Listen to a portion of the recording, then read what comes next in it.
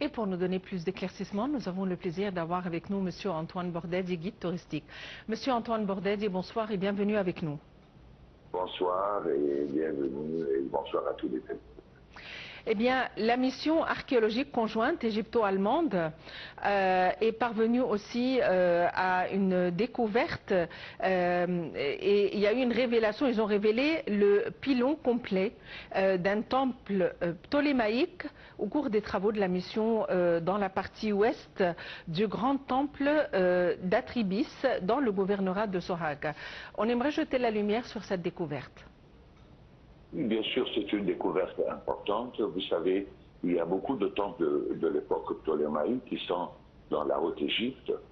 Eh bien, on a à partir du temple de Dendera, donc à Kéda, et puis il y a le temple après ça au sud, genre le temple de Sna, le temple des Fous, Komombo, Philae, etc. Donc là, la province de Sohag, c'est là qu'on découvre ce temple de la même époque, ce qui paraît logique. Mais c'est curieux quand même qu'un temple pareil, qu'on n'a jamais vu de face depuis toujours. C'est une grande découverte, bien évidemment. Et Sohag, c'était quand même une province importante, quand même, au temps des anciens Égyptiens. Vous savez, c'était quand même, il y a les ruines de Akhmim, la région de Akhmim. Et puis Sohag, bien évidemment, il y a les fameux temples d'Abydos, que ce soit le temple de Ramsès II et ses titres premiers, le temple de Ramsès II, des sites comme Shounet et Zébib, comme Omegad, etc. Donc c'est un plus. Et apparemment, le temple, il retrouve le pylône, il retrouve les textes dessus, des parties tout à fait complètes. C'est une belle découverte qui donnera plus d'importance à cette région de Sohag. Est-ce qu'il y a des fouilles actuellement qui sont en cours dans d'autres régions? Ah oui, mais les fouilles en Égypte, ça n'arrête pas. Il y a des fouilles partout. Bien sûr, en plus, on est dans la saison des fouilles. Vous savez que les saisons des fouilles commencent d'octobre jusqu'à avril. Donc toutes les missions, aussi bien égyptiennes qu'étrangères, chacun dans son site, il fait ses fouilles. Vous savez que Karnak en fait des fouilles. La rive ouest de Luxor, eh ben, il y a cette ville qu'on a découverte il y a 3 ans. On est en train de dégager encore et agrandir la partie des sablés. Il y a des fouilles à Saqqara, ça n'arrête pas. Il y a des découvertes à Saqqara tous les mois presque. On découvre quelque chose. Il y a une mission française qui travaille à côté du Sérapéum, etc. Et même, je suis au courant qu'aujourd'hui commencent des fouilles pour déblayer ou pour désabler le grand temple d'Akhenaton à Tel el-Amarna. Une mission anglaise qui commence aujourd'hui. Son travail, ça c'est la première fois qu'on travaille dans ce site. On estime rien de temps. On estimait qu'il n'y avait rien. Maintenant, ils vont commencer à avoir des sous-bassements du temple, etc. qui apparemment existent encore. Le temple d'Amenopis III, derrière les colosses de Ménon à Luxor, partout, ça n'arrête pas. Même dans le delta, même dans les oasis, partout, il y a des fouilles. Et c'est infini, ces fouilles chez nous. Oui. Quel est enfin, au niveau archéologique, c'est-à-dire, quelle est l'histoire de ces éléments, les éléments qu'ils ont trouvés? Vous parlez de la découverte de Sohag? Oui. C'est un temple de culte, bien sûr, pour cette triade. Les éléments, ils ont trouvé le pylône du temple, ils ont trouvé une partie de la cour d'après, et ils sont encore en train de désabler, donc ils vont voir est-ce que les salles de style existent encore. Vous savez, le style, il ne va pas le retrouver debout. Il y a des parties et qui est par terre. Mais après, du moment où on dégage le site, on commence à remettre les pierres, à faire un travail. Il y a d'abord un travail de fouille, après il y a un travail d'enregistrement, et puis un travail de reconstitution, donc un travail archéologique. Et puis après ça, ça vient la conservation et la mise en valeur, etc. Donc pour le moment, ils ont trouvé quand même les éléments principaux, qui est le pylône.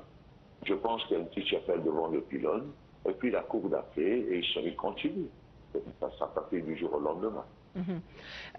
Monsieur Bordedi, on trouve toujours, on a trouvé quand même plusieurs temples, enfin, disons beaucoup de temples qui sont restés de l'Égypte ancienne. Mais on n'a jamais vu de maison. À votre avis, pourquoi? Ah, ça c'est normal. Alors, c'est normal.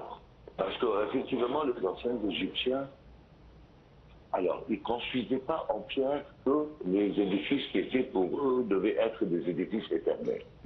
C'est-à-dire, ils construisaient des temples avec la pierre, parce que le temple, c'est la maison de Dieu.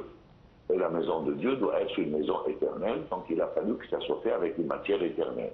Donc c'était avec de la pierre pour qu'elle résiste pour tout le temps. La même chose pour les édifices funéraires. Comme ils ont cru à la résurrection, donc la résurrection, elle va avoir lieu une fois, un jour, on ne sait pas quand, donc il a fallu que les tombeaux soient ou bien taillés en hypogée dans les collines, ou bien construits en pierre. Par contre, les maisons, c'était pour une vie. Après ça, on n'a plus besoin. Et c'est pourquoi que toutes les villes et les maisons, même les palais des rois qui étaient d'un luxe extraordinaire, elles étaient en briques crues en général. Mais c'était très beau, c'est-à-dire en briques crues, et puis c'était stuqué, et peint, et décoré, et voilà. Mais vous savez, l'ancien Égyptien, finalement, sa vie sur Terre, ce n'était qu'un tout petit passage dans sa croyance vers une vie éternelle, ou vers une réincarnation. Donc, on ne donnait pas d'importance beaucoup à que ça soit éternel, les maisons, mais surtout des temples et des tombeaux. Donc, c'est vrai qu'on a très peu de traces. On ne peut pas dire qu'on n'a pas de traces, mais on a quand même très peu.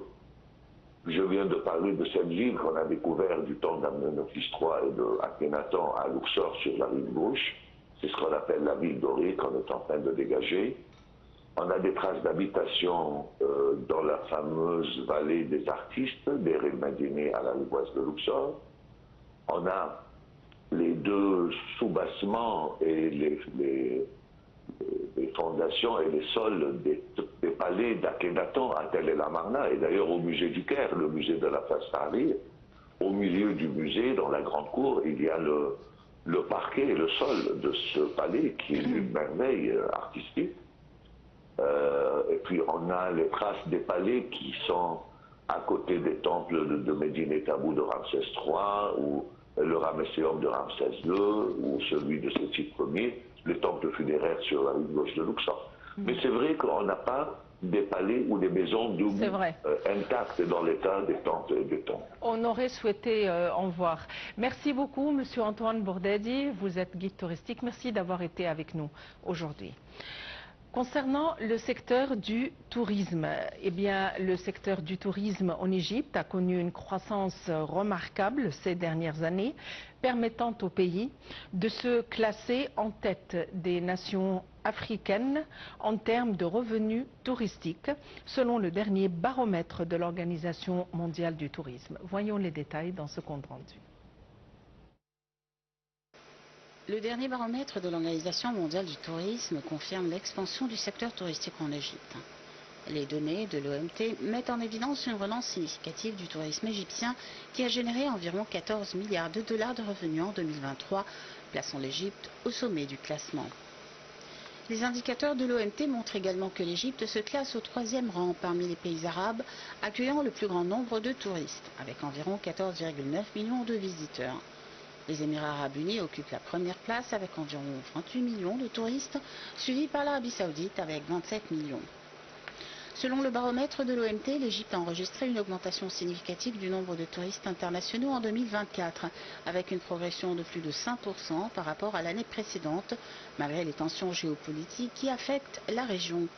Cette hausse est particulièrement marquée par la reprise des flux touristiques en provenance de marchés clés tels que l'Europe, l'Asie et les États-Unis, ainsi qu'une forte croissance des visiteurs provenant des pays arabes voisins.